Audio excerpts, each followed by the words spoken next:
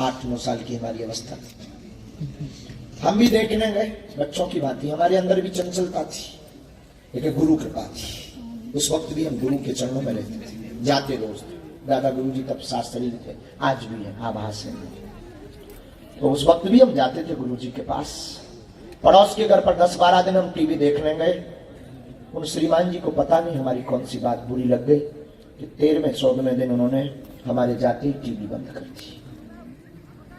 हम निकल भी आए और निकले हैं कि उनको इतनी भी गम नहीं कि उन्होंने फिर टीवी चालू कर। मन तो हुआ फिर घुस, लेकिन फिर सोचा कि क्या कहेंगे जब बंद हमारे कारण हुई, तो बेचारी फिर बंद ना हो जाए, कम से कम इनकी आंखें तो सिके। हमारी फूटेगी सो फूटेगी। बाहर निकल आए। अब चाहते तो बचपना था, क्रोध में हम ये भी बोल सकते थे कि हमारे कारण तुमने टीवी बंद की है, आज के बाद नहीं आएंगे, देख लिया जाएगा, तुम्हारे घर नहीं आएंगे, तुम्हारी देहरी नहीं चढ़ेंगे, हमारे कारण बंद कर दी है, हमसे जलते हो, ये भी बोल सकते थे। नहीं बोले।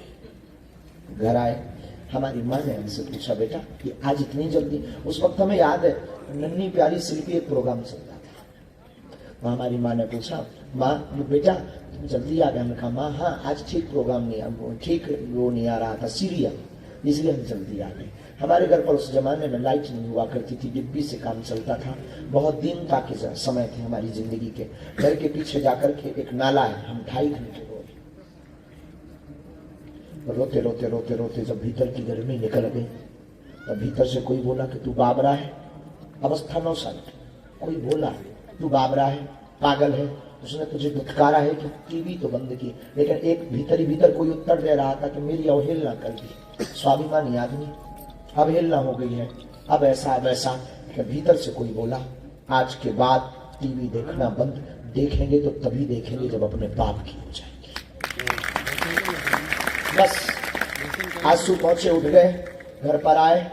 ठंडियों का जमाना, और हमारी रात भी बड़ी विचित्र कटती थी उस जमाने में। उस जमाने में पिताजी तो हमारे कुछ करते ही नहीं थे। हम भी क्या करते थे, सत्यनारायण बाजते थे तो 4 से 5 रुपए दक्षिणा में मिलती थी।